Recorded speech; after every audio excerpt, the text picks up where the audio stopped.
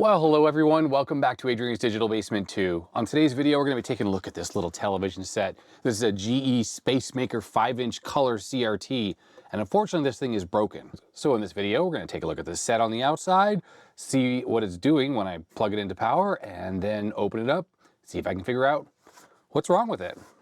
So this is a really cute little television set. It has a little telescoping antenna here, and what's funny is it actually has a little, second joint, so it's double jointed. I don't know why. I can't quite tell what this does. There's actually a little clip right here for the antenna to go into, but it doesn't really work. So maybe this was added aftermarket, as in it broke and a person who owned this before went ahead and replaced this, because it doesn't seem like it should be double jointed, and therefore if it were in that position without this little extra bit, then it would clip into the little clip here properly. But as it sits now, it doesn't really work. So yeah, this has got to have been added after the fact. There's no way that GE would have put that on there from the factory. All right, so as you can see on the front here, we have a GE, as in General Electric Spacemaker. So that's their brand for like their little miniature stuff, generally used in kitchens, if anything.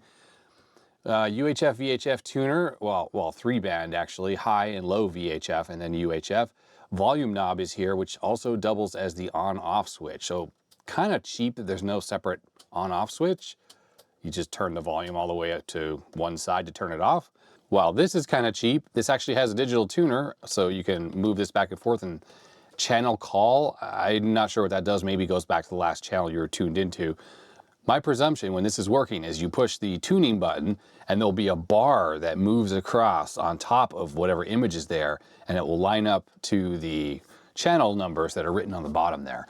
A little bit of a scratch in the plastic lens here, and you can see that we have a color CRT. When you first look at this, it kind of looks similar to monochrome CRTs you might see that are really inexpensive and a very similar looking front to this. But what gives it away that it's color is just look how deep it is.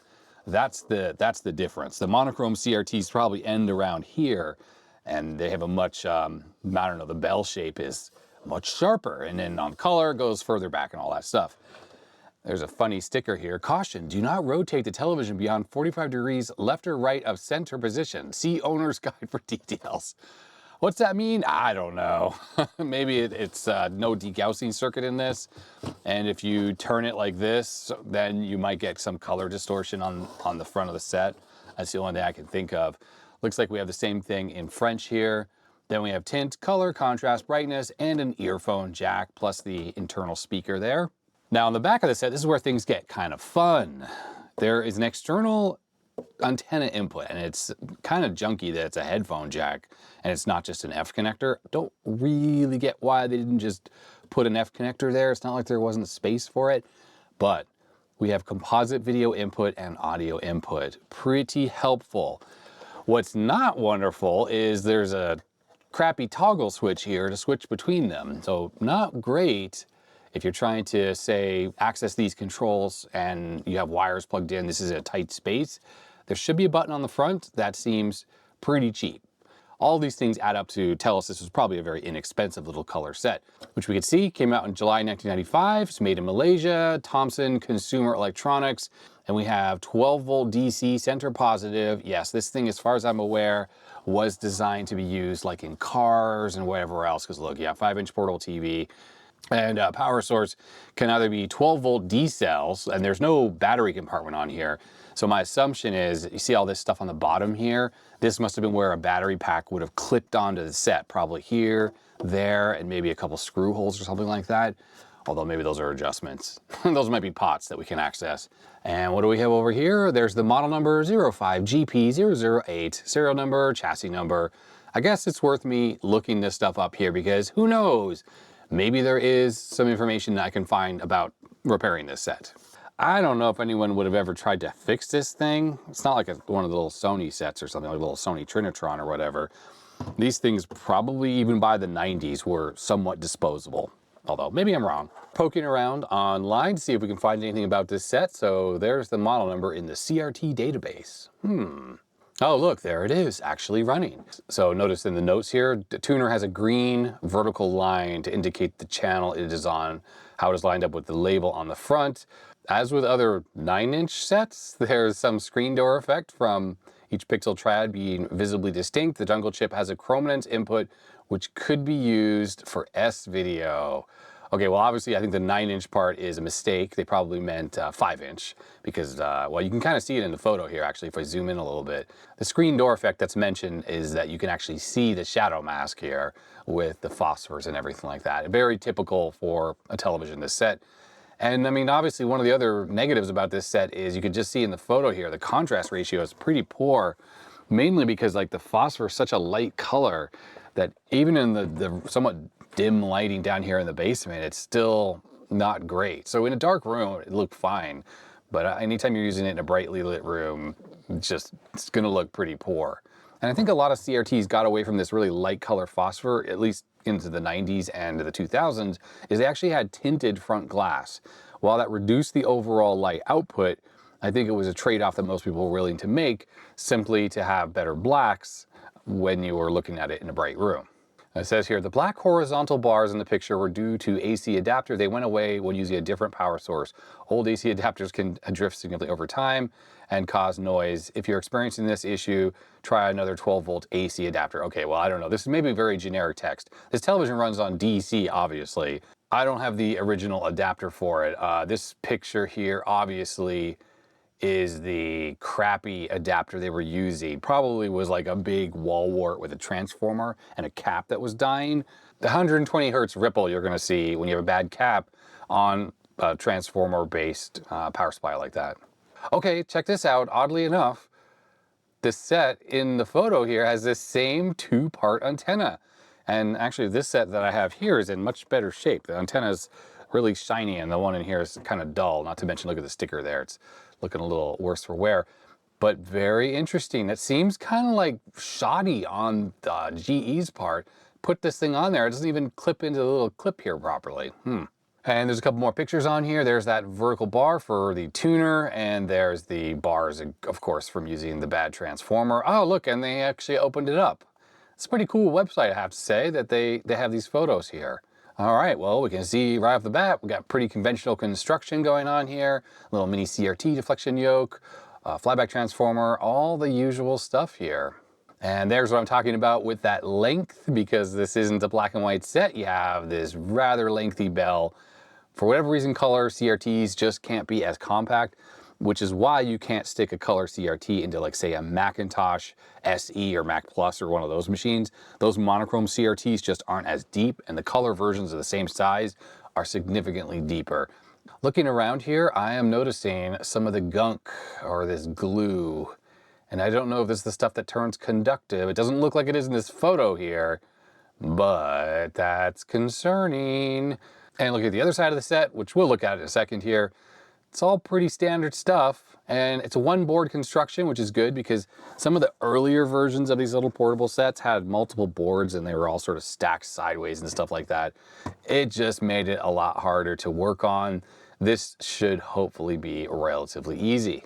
And it says it has a jungle IC. I think that's probably a bit of a misnomer. I have a feeling this is it here. This is not really a jungle IC. Well, maybe it is a jungle IC. We'll have to look up the part number here. The TDA 3567, unless this has something to do with the audio amplifier, but I doubt it. There's a crystal oscillator right here, bit of glue right there as well. So my guess, without looking at the data sheet of this chip, is it's handling the color demodulation. So it's taking an IF signal from the tuner, so intermediate frequency, and also the composite input probably feeds directly into this chip, and then it turns that into the RGB signal that then goes to the neck board to drive the CRT itself, you know, through some more extra components.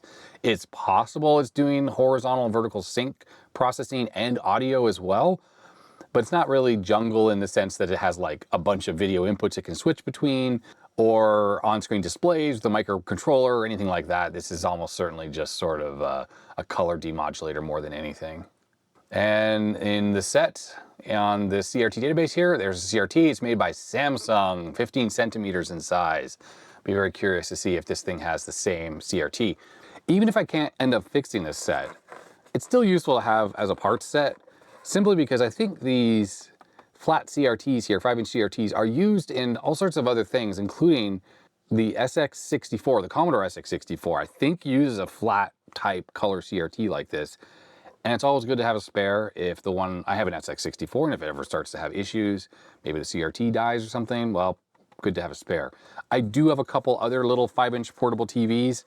This one just seems extra cute for some reason, maybe just because it looks so black and white TV-ish, but the fact that it's color is just kind of nifty. So anyways, I do have to give props to this website here. I really, really like this. This is almost like RetroWeb, where there's like a nice little database that lists the model number, the type of inputs, the CRT part number. It does have like the Jungle IC, which hopefully would take us to a link. No, okay, we need if it took us directly to the data sheet for that, or maybe they allowed uploading the data sheet. Is this, my question is can we start adding to this?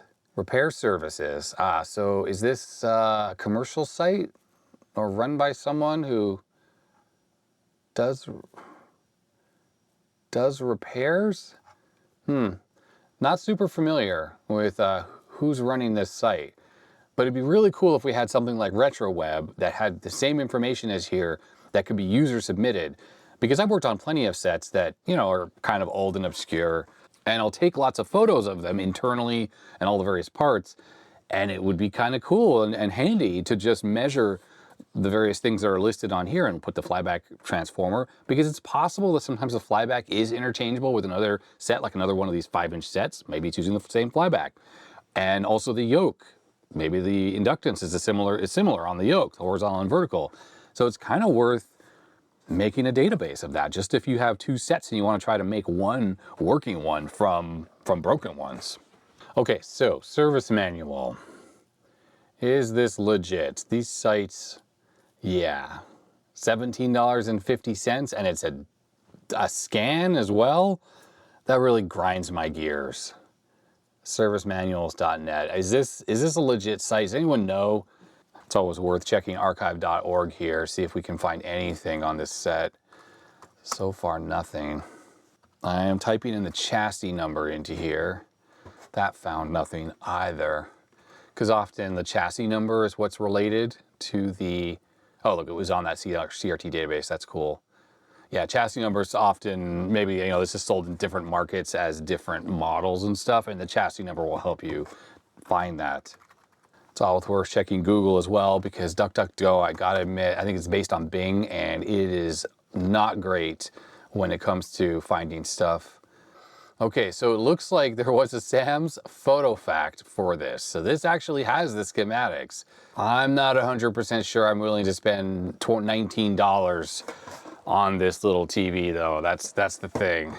Or if you want to get a digital copy directly from Sam's, it's $22. I'm sure the fact is this set is very obscure or no one ever wants to fix it, which is probably why there's nothing coming up here for this particular set. You know, no one's uploaded this schematics for this thing anywhere. And the thing about this particular site that really frustrates me is basically doesn't even show us like a preview of the service manual. So I just don't know if I can trust that it's not crap. I've been burned before where I've bought stuff from companies like this, and or usually it was actually I'm buying paper copies of service manuals off eBay where they just show maybe the front cover without the rest. And I've got stuff before that had no schematics. Like it had a bunch of other stuff about how to, you know, do adjustments and things like that. So it seemed like it was the service manual for the device. It was monitors and TVs usually. But maybe that company sold the schematics as a separate document. And because the eBay seller doesn't show pictures or anything, I don't really know what's in there. And oh, it was so frustrating. I think I spent like 20 bucks on one and it wasn't even useful to me in the end. And of course I just scanned it and I put it on archive.org. So sites like this, it grinds my gears that, you know, they're selling a digital copy and like, is this even official? Are they even licensed to sell this stuff? At least the Sam's stuff comes from Sam's themselves. They are the publishers of those documents. What are they selling here exactly? And you know, they're selling a real copy for $30 or a scan. Can they even legitimately sell a scan? Looking at the about page on this thing, it says like nothing really, just like oh, we specialize in service manual. So if you've ever used this site, I'd love to know if they're not sketchy and what the deal is. They seem to specialize in, looks like US stuff, specifically at these appliance brands, stuff that's sold here. What I'm gonna do, I think, is I'm gonna rely on just some knowledge about how these things work a little bit.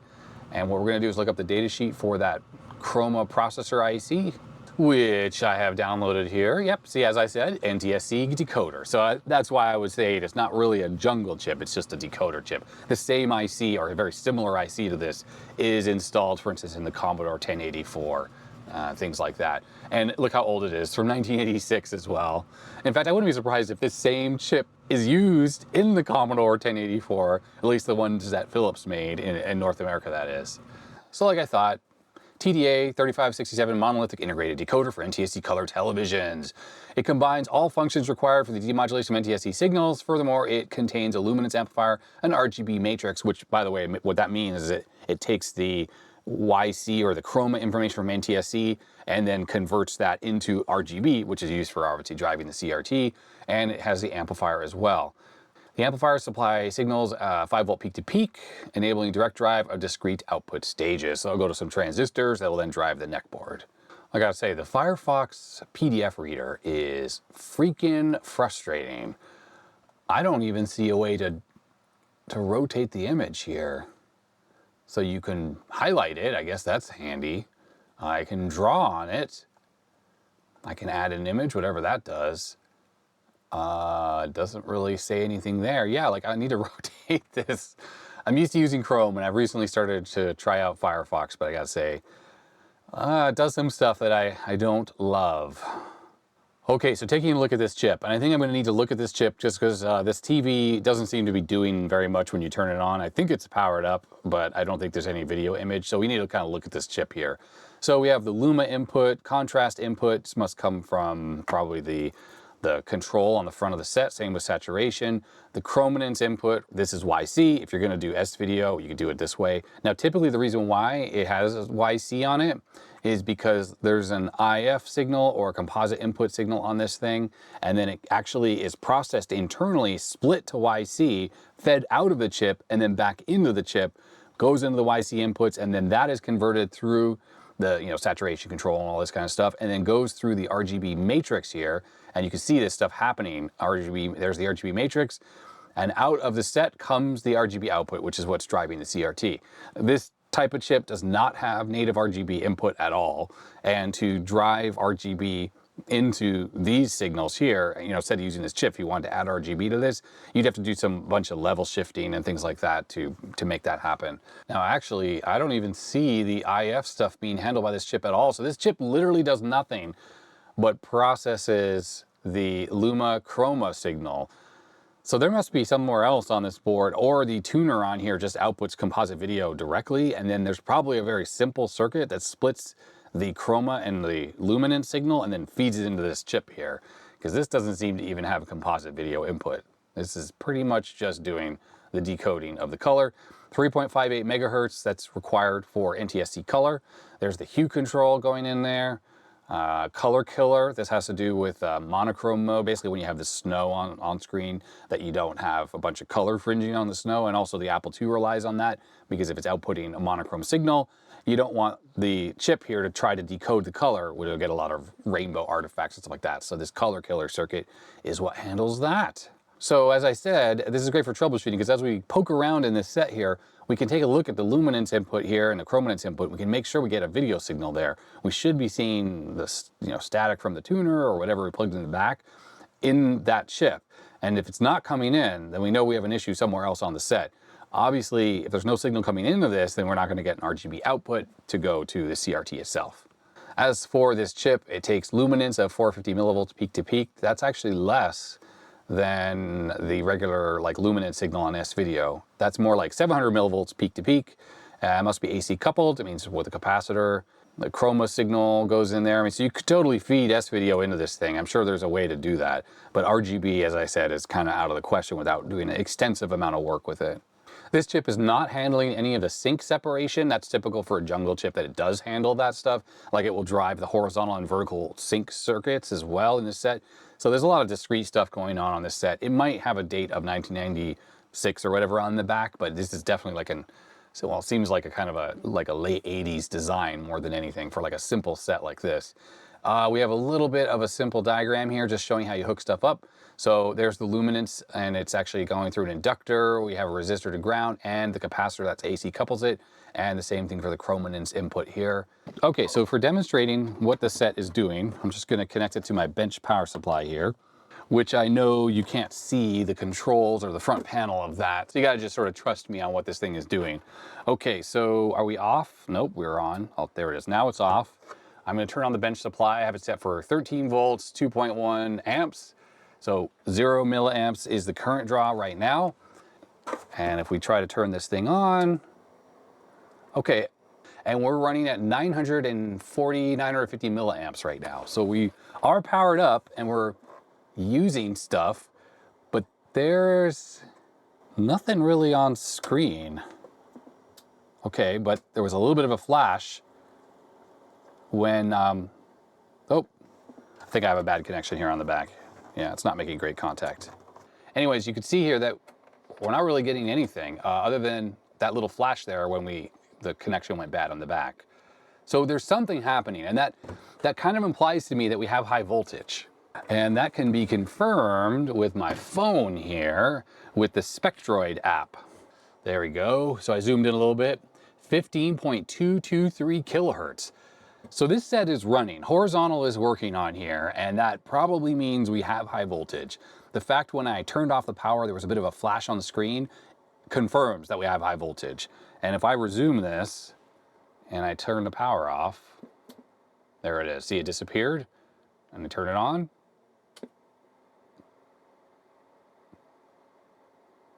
That's curious how the frequency starts up there, but anyways, that's probably normal as it just sort of warms up or whatever. Okay, so a couple things.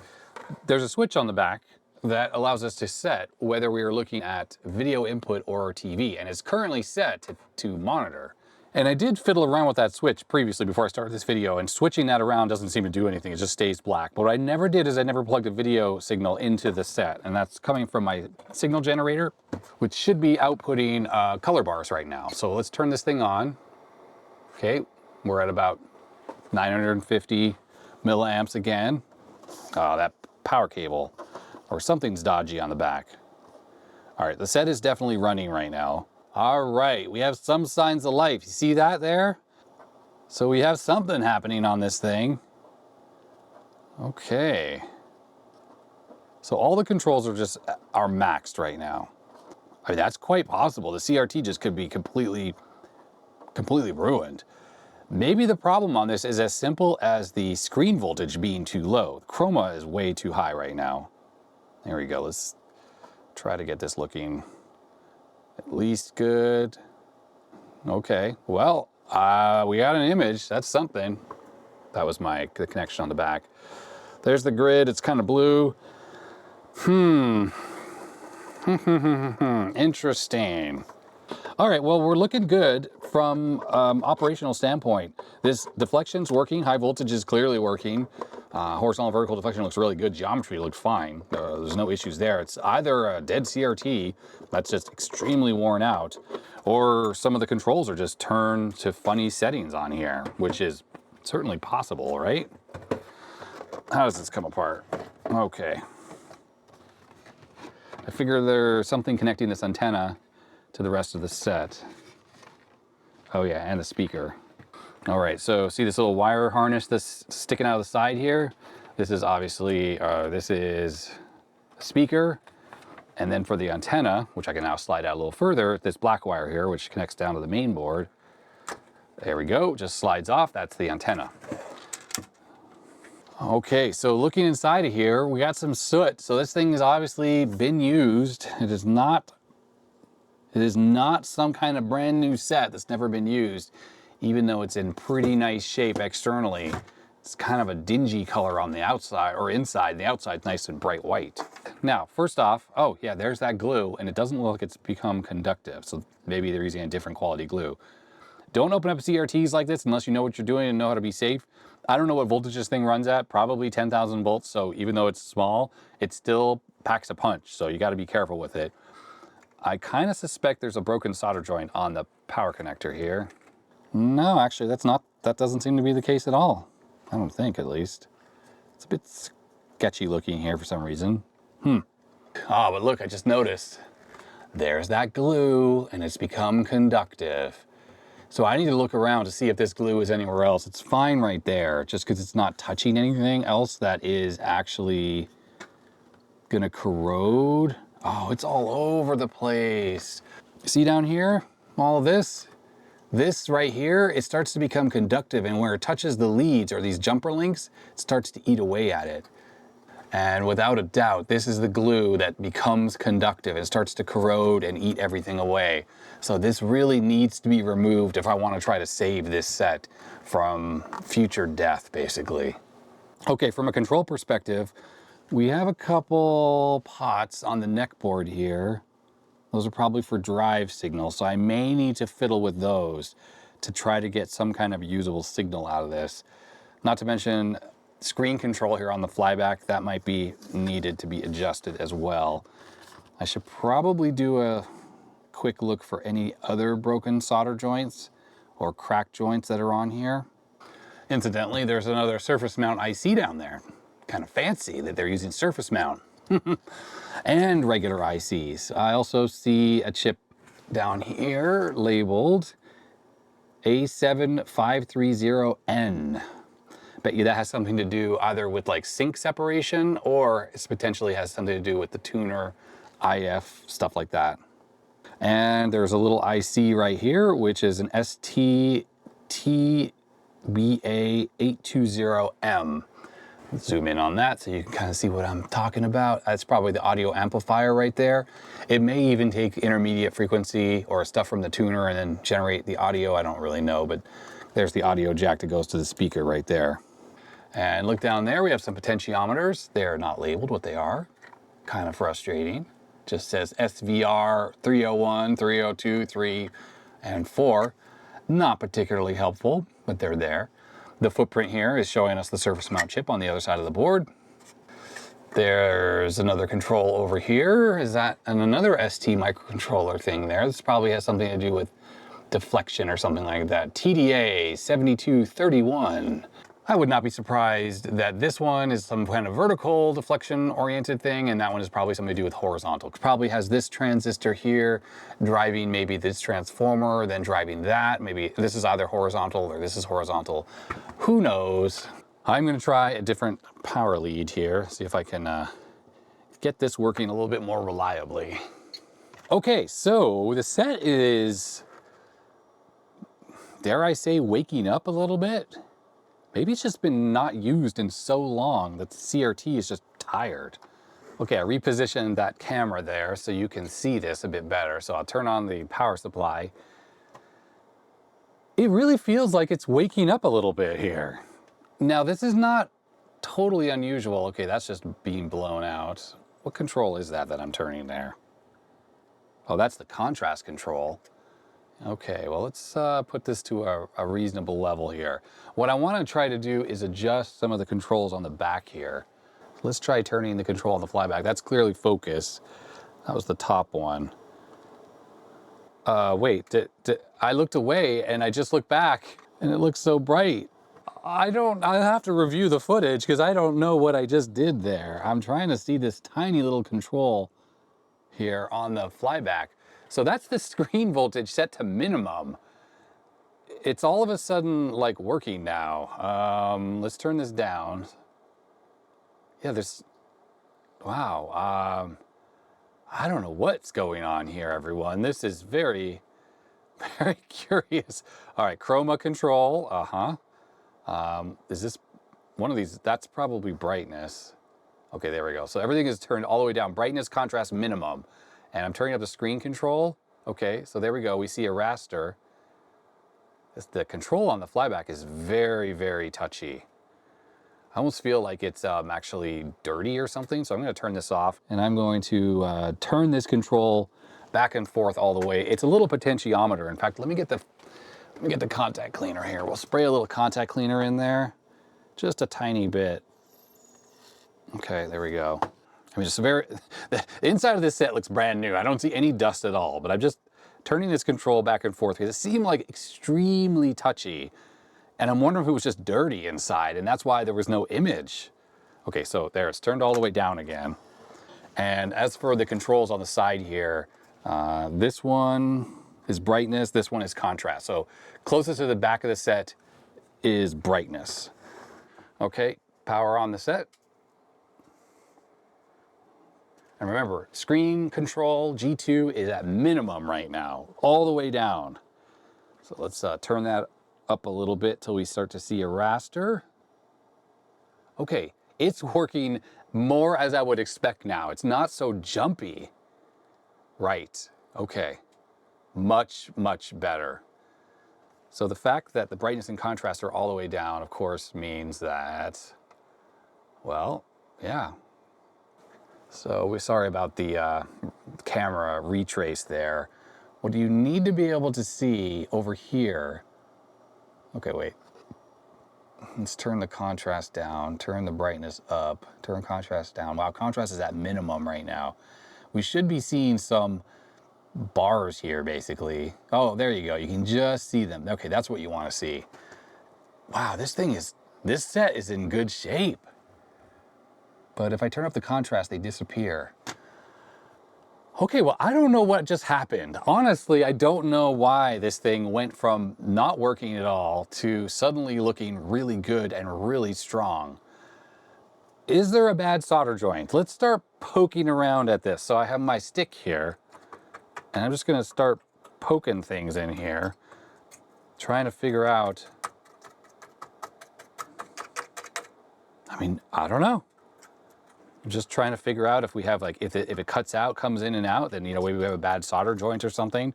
You gotta do this with plastic tools. This is totally plastic, and my screwdriver as well is insulated. So I'm just using the plastic side, and I'm watching for any changes in the image, like getting brighter, dimmer, things like that.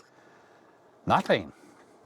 So what caused it to start working? I'm gonna flip the switch on the back. Okay, so this is that tuner thing, and this absolutely was not working. I never saw this green bar, which is totally working now. I mean, it doesn't matter. I don't need the tuner to work, right? So obviously it has a muting circuit though, which means that when there's no signal, you see the bar, but we're not getting the static. Is there any way to like stop this from moving? No, not really. It's just doing its thing. But flipping the switch on the back, boom, there it is. What I do know is there's all this gunk all over this set, this glue, and I got to get this off.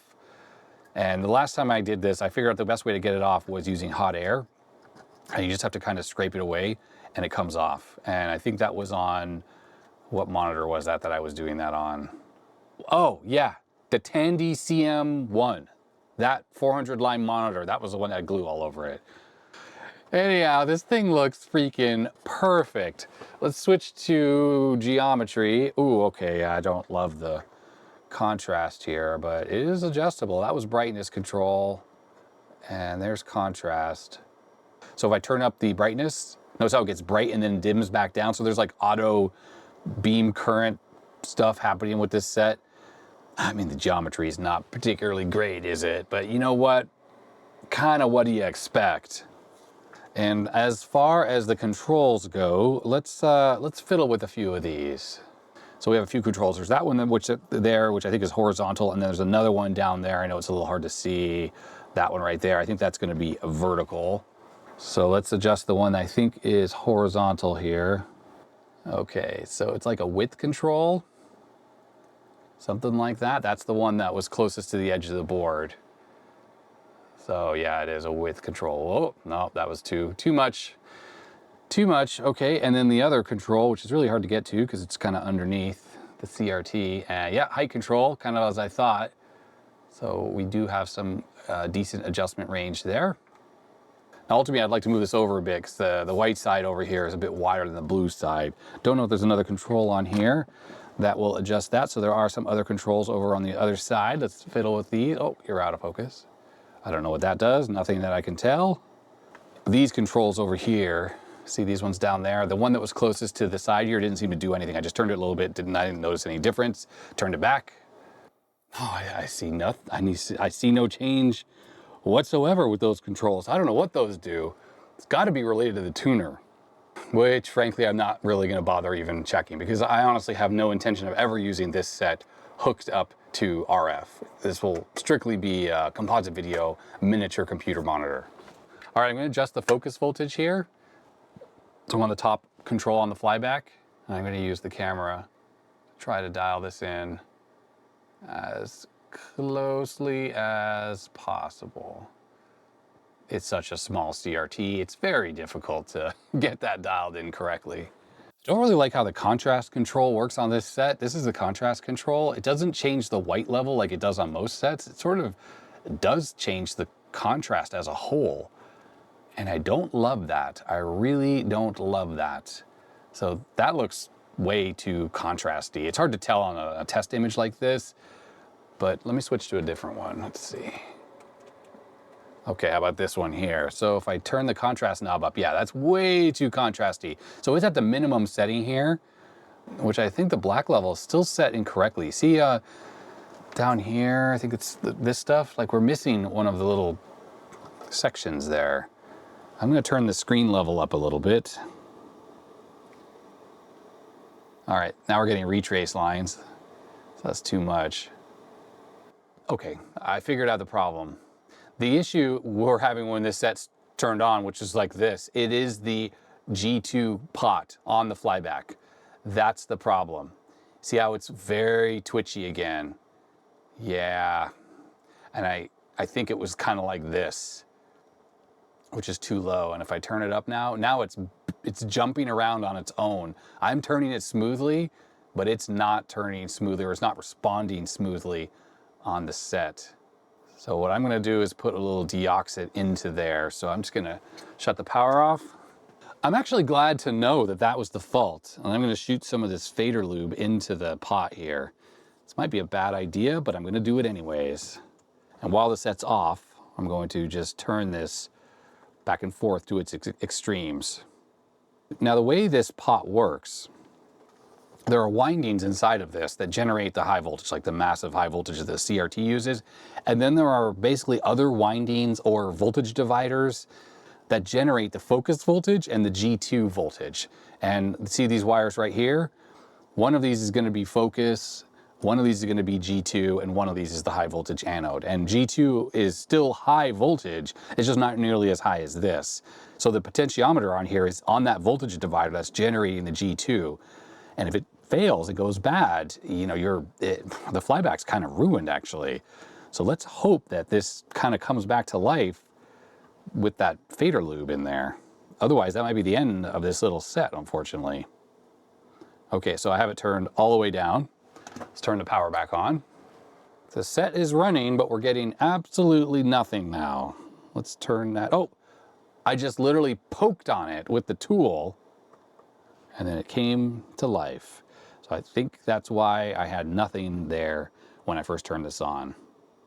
Yeah, unfortunately, I think the fault is that pot. It's very sensitive. I'm just poking it with a plastic stick and you can see it changing dramatically. It shouldn't be like that. And that is brightness control, and contrast is at the minimum, which is probably how it's gonna have to always be on this set. Okay, I mean, it's okay. Let's see if we can see those, bars. Okay, you can just make that out. We should be able to just see this top one here.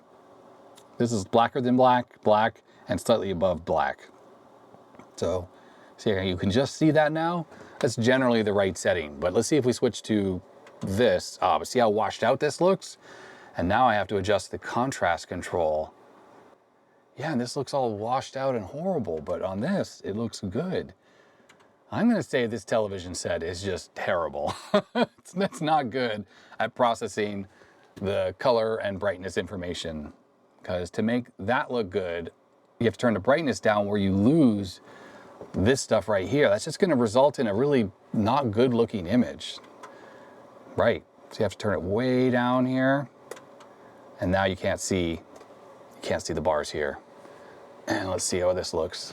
That looks fine. And that looks fine.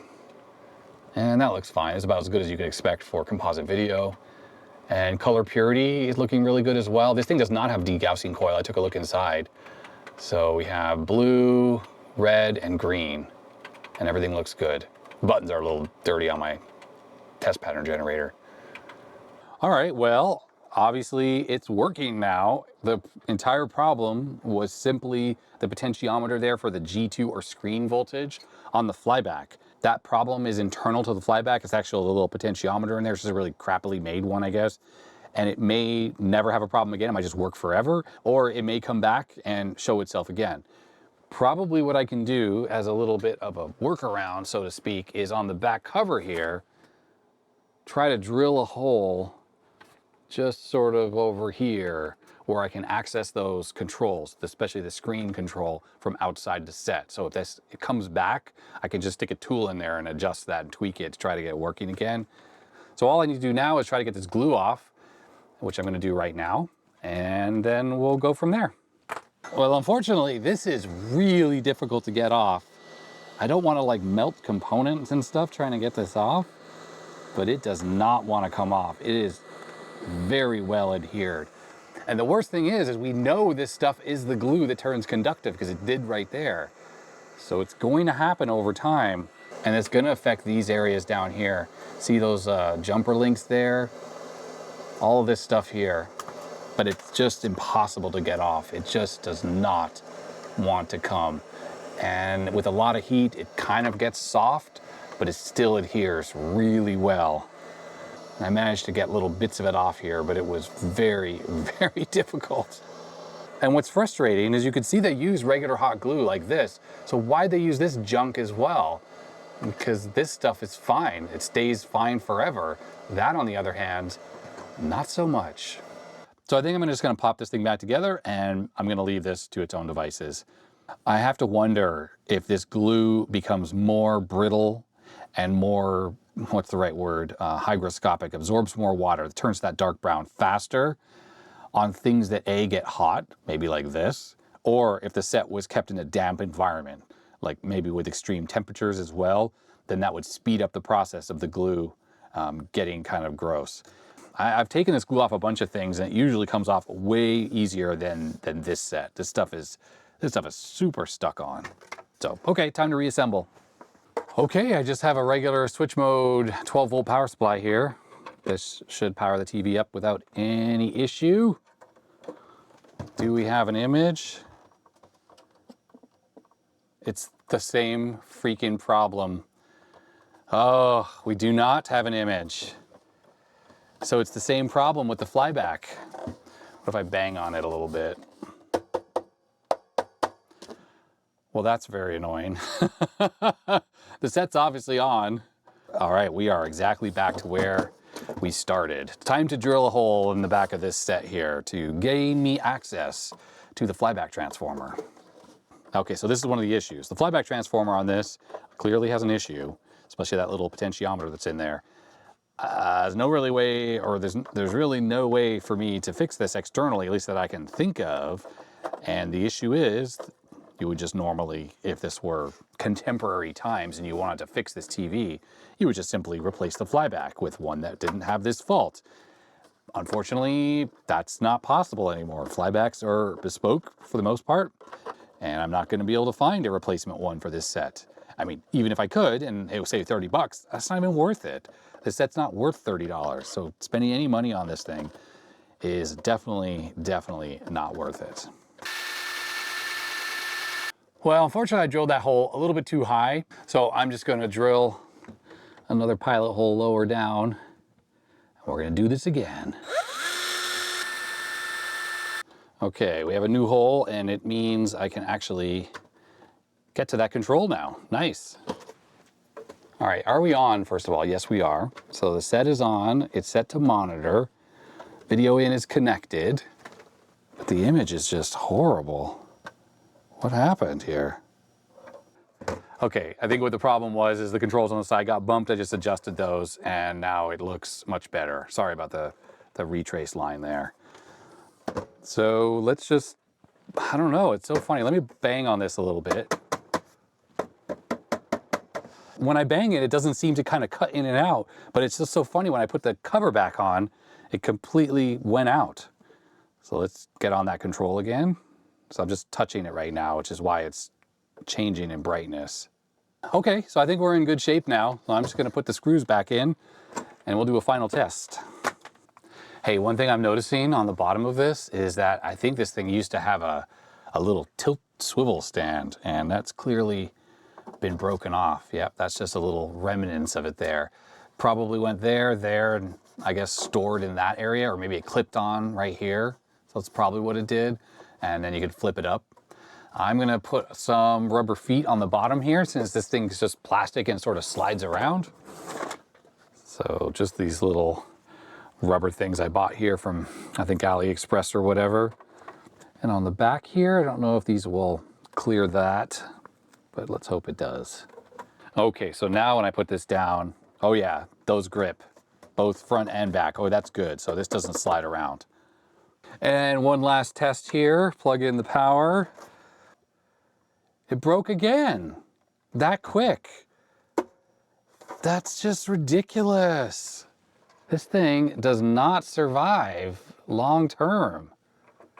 What the heck? Yeah, I touched the potentiometer there and the image appeared.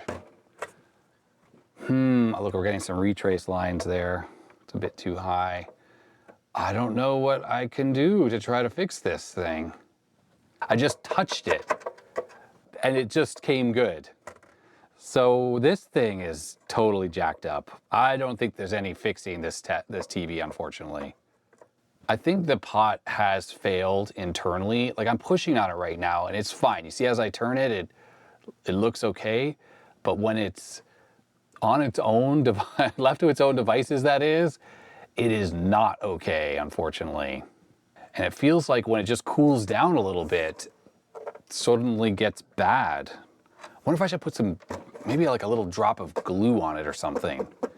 And what is interesting is if I take the power out, it seems like when I put the screws back in and then when I plug the power back in, it was in a failed state. It's on right now. The set is on. So I'm just simply, this is a Phillips. It's a flathead screw. I'm gonna poke the control and look, it came on. It came on. Let's try that again. So power off, I pulled the power cable out, plug it back in. Okay, well, there we go. What I'm gonna do is I'm gonna poke the flyback transformer above the control, so not the control itself. Okay, I'm pushing on the flyback itself right now, and there's no change. So it's not like it's a bad connection. And now I'm gonna poke on the potentiometer itself with the Phillips. Yeah, there it is. It's funny how it's working, and then you take the power out, reapply power, and it's fully dark. So I'm gonna do it again. Just a light poke. Yep, that was it. I just lightly did that to it. That's it. And it came on. Right, cover's off again. And there's our bad control right there. I think what I'm gonna do, I think I'm just gonna try putting some hot glue on there. So I think where it's set right now is a good setting. I'm just gonna use a little IPA here to clean that off. Of course, the setting may not be correct anymore. I just wanna get I have a Deoxit on there, which is oil. I don't think the hot glue is gonna adhere very well to that. I guess we'll know pretty quick because I know the trick now. I just turn the power off and reapply the power, and that seems to cause it to immediately fail. So maybe oh, you know, I have an idea. I'm gonna turn the power off. I'm gonna push it down while I apply the hot glue. Okay, so I notice when I push it, it actually moves. So there's probably a little PCB in there that's broken or something. So let's get this scooped up. Yeah, I think I can pretty much tell this did not work. Hot glue was probably not the right thing to apply to it. Well, at least we can test pretty quickly. Okay, here we go. I'm applying power.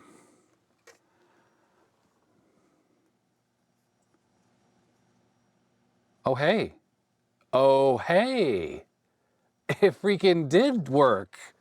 I'm trying to get the camera to show that we have the full image there. Cool. All right, well, maybe that was the trick.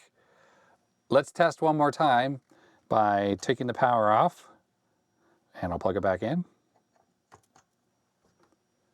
Yeah, look at that. Came right back right away. Boom, boom, boom. Right.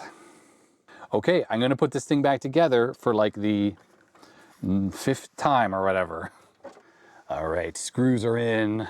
Will it work? Power is applied. Video signals applied. Yes, yes, yes. Look at that. It's definitely slow to warm up. I think I must have bumped the tint control because that looks pretty terrible. That's color. Oh yeah, that's better. Okay. Yeah, there we go. It's looking good. It's looking good. I'm gonna grab something to plug into this thing so we can actually test it. All right, what I wanna do for testing this is I wanna plug in the little Famicom here. So I'll just use the RCA cable here to do composite video into the back of the TV. And because we haven't heard any kind of sound out of this thing, I'm gonna plug audio in as well. So a 3.5 millimeter jack on the Famicom into the back of the television. And then for powering everything, I'm gonna use this USB-C power bank here. So it's currently gonna be outputting 12 volts and 9 volts. 9 volts is for the Famicom, 12 is for the TV. There it is, doing its thing. I'm gonna plug the 12 volts into the back of the TV. And it is currently on. And you can see that it's using some amount of power. I can't quite tell. Let's turn on the Famicom. Here it comes. Okay, I don't know what last game I was playing on this thing was. So, oh yeah, Bionic Commando. Do we have audio? Oops, there it is. Yeah, it works. I mean, sorry about the rolling shutter thing problem there. That is because I'm not used to using my normal camera here. Obviously, that is not visible to me. That is in the camera itself. Boy, it's hard to play when I can't see anything. Let's turn the audio down there. Okay, let's see. We got too much color. All right, made an adjustment in the camera there, so it is not so bad. It's still not great. It's just because the camera that I'm using here doesn't quite have the synchro shutter stuff required for, you know, not having that bar at all there. Yeah, I mean, it looks good. I mean, it's probably a little dark. I don't know. Yeah, I don't love how, you know, we can see part of the edge there. That would be, I wish there was a position control so you could move the image over a little bit. So it's not ideal for everything, but you know what? For quick gameplay, it's okay, I guess. I don't know, it's okay. It's really not great, to be honest. Let's just get into the main world here. Yeah, looks fine. And being so small, you really don't even need to have S-video. It's like you can barely even see the chroma dots or anything because the image is so small here. And I want to demonstrate that this thing was originally battery powered with that honkin' D-cell thing on the bottom. It can also be USB Type-C powered. And there it is. I'm powering the Nintendo and this TV from this little power bank. So hey, middle of a power failure, could just plug this all in and have real CRT gaming. And the TV's using 10 watts and the Nintendo, well, it doesn't even register on here how many watts the Nintendo's using. So not much at all. So yeah, 10 watts. It should run a decent amount of time on this power bank. The battery level is relatively low on here. Incidentally, people have asked about this thing. There's the info about it. Charge ASAP, designed in Australia. Model is whatever, Flash Pro Plus or something like that. I didn't buy this. This was donated to me a while back by Seth, one of the viewers of the channel. It's been a very handy power bank, and it's got 3 USB Type-Cs on the top, and they can output different voltages, as you can see, plus a USB-A here for regular 5 volts and I guess quick charge. And it's perfect for stuff just like this. All right, there we have it. There's the GE Spacemaker 5-inch color television set. Would I recommend you getting one of these if you see it? Well, only if it's really cheap. I can't imagine the fault that this one has with that flyback transformer or screen control is going to be common on all of these. But the problem I don't like about this set is there doesn't seem to be any way to control the geometry beyond the horizontal size and the vertical size, so that's not ideal. But worse than that, the way the contrast and brightness knob work is a lot more like a black and white television, where what you have on screen affects the overall brightness and contrast. I really, really don't like that. And a perfect example of that is when I had color bars up, everything looked perfect, and I could actually see that first bar over here, which is exactly how it should look on NTSC. And then I switched to the crosshatch pattern, which was mostly just black with some white lines, and it was all blown out with the black level all wrong. That's just the way the circuitry is designed in this thing. It's just not good. And I personally haven't run into that particular problem with small little color sets like this. They normally have really good brightness and contrast control regulation. And on this set, the contrast control literally adjusts the contrast. It doesn't control the white level, which is much more normal for color TV sets, where the contrast is white level and the brightness is black level. So because of that, I cannot really recommend this thing unless you can get it for free or a few bucks and you want to just test stuff out just to see if you have an image. But don't expect good image quality out of this thing, because as you saw, geometry was not great, and then the problems with the controls on the side, not to mention this has the fault that the hot glue appears to have fixed.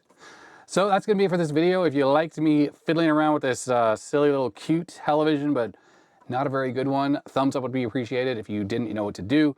Subscribe if you haven't already, you know, YouTube junk, etc., and my patrons and supporters' names are scrolling up the side of the screen over here. This is like a workout. They make it possible to do this full time, so huge thanks to them. And you can become a supporter at the links in the description below, YouTube memberships, Patreon, stuff like that. And that is going to be that. So stay healthy, stay safe, and I will see you next time. Bye-bye.